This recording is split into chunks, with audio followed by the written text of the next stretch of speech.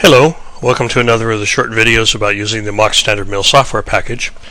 In this video I want to show a demonstration of using master tool mode, and in particular the case where the master tool is the probe tool, and how that combination along with the right options set up for automatic measurement of tools as part of a tool change can make both the setup and the running of a part program much simpler when you have the options correct. So what I'm going to do is I'm going to walk through this, and what I've got here is I've got Mach fired up. I have the video window set up showing the machine as we've seen in many of the other videos, and I have the machine referenced. You'll notice off here in the video window that I happen to have the probe tool mounted in the spindle, but I don't actually have the probe tool logically and its tool length offset set up yet. It just happens to be physically in the spindle as I start this video. So the first thing we typically do is I want to load the code that we want to run, and I'm going to load up the MSM Happy Face sample program. Now this is a slightly modified version of the program from the one which is installed with the MachStdMill software. I've cut this down to be a 2x2 inch happy face rather than a 4x4 inch happy face. Part of the reason for that is that I want to cut down the running time on the part. I'm trying to keep these videos short in order to meet the hosting limitations. So I've cut it down to a 2x2, and I've also put some optional M1 stops in the program so that as I do this video it'll stop and I don't have to be quite as worried about whether I said the right thing before I got to a stop point as we walk through the program. So I've got the code loaded. Now the next thing I want to do is I want to come over here and I want to set up the offsets for the stock so that I know where 0 is going to be for the program. Well, I want to use my probe tool to do that, but as I said, I want to demonstrate here that I'm using master tool mode and the probe tool. So I want to stop here before I go on, and I want to cross-check a couple things just to show you how this setup is done. The probe tool is number 250 as this DRO shows, and that's just the number that I happen to use for my probe tool. You can use any tool number, but the point here is that in this example the number is 250. I'm going to go over to the tooling page for a second, and I'm also going to note that the master tool number is also set to 250. That's really all you have to do in order to use the situation where the master tool is the same as the probe tool. Just set both tool numbers to be the same value. So indeed we have master tool mode on, and I have the probe tool set up as the master tool. And while I'm here, I'll note that I have a couple of options set up for tool changes. I have the option set to go to the tool change position as part of any M6 sequence which is executed by Mach. And then I also have the option set up to automatically measure the tool length offset of tools as they are mounted. So again, this will happen as part of the tool change sequence. And in particular, I want to note that I do not have turned on the skip repeatable height holder options. That's because I'm doing this video in the same vein as the last couple of videos about master tool mode, and even though you'll note as I mount things here that I am using a tooling system which allows me repeatable height as I mount the tools, I'm not taking advantage of that in this demo. I've set the system up so that it will measure every tool every time a tool is mounted. This is exactly what you would want to do if all you had were non-repeatable height holders. For example, if you're mounting everything in a collet and every time you tighten up the collet it changed the length of the tool compared to the spindle nose by just a little bit. You'd always want to measure it after it was mounted. So I'm going to run through this as if I was using only non-repeatable height holders, and every tool that is mounted is going to get measured. So let me come back over here to the offset page.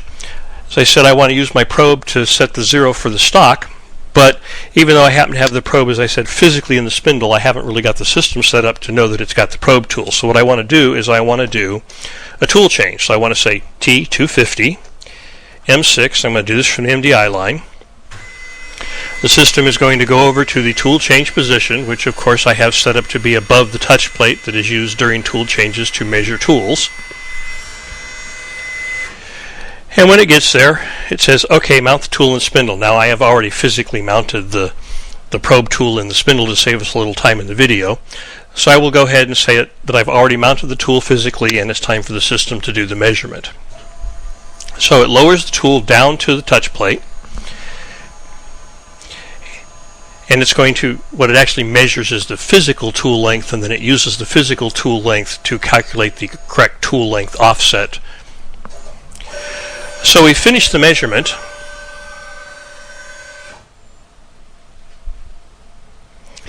and I'm going to flip over the tooling pages for a second, and we're going to go look at tool 250 just to verify what's happened.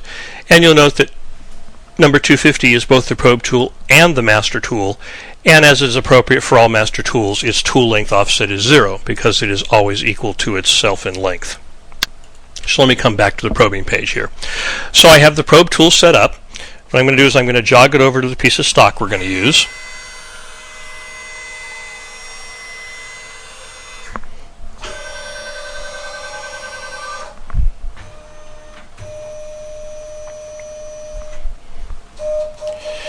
Now I'm going to come down fairly close to the stock here. I don't need to be that close, but that makes it easier to see in the video sort of where I've positioned it. The camera angle and the parallax makes it a little hard to see. So I'm just in from the corner of the block that I'm going to use here. And what I'm going to do, I'm going to go ahead and raise it up just a little bit so you can see the action. I'm going to use the corner find operation right here. Tell it to find the corner of the block and set 0 to be at the corner of the block and leave the current probe at clearance height just above the 0 point.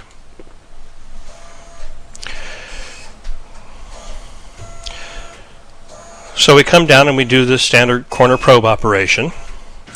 It's found the top surface, one side. It's now backing around to find the third surface. Having found all three, it now is able to figure out where the 0 point is for the block. And it's left us at 0 for the part. Now, we have just completed all of the stock setup necessary to run this program. It was a one-click operation. The probe tool found the corner and set the zeros for us, and we're now set up to run the rest of the program. So what I'm going to do is I'm going to say the next thing you would normally do as you're working your way through the process would be to set up your tools, but I've already set the tools up in here previously to save myself a little time while doing the demonstration. So I'll just come back in here and show you that I have two different tools set up.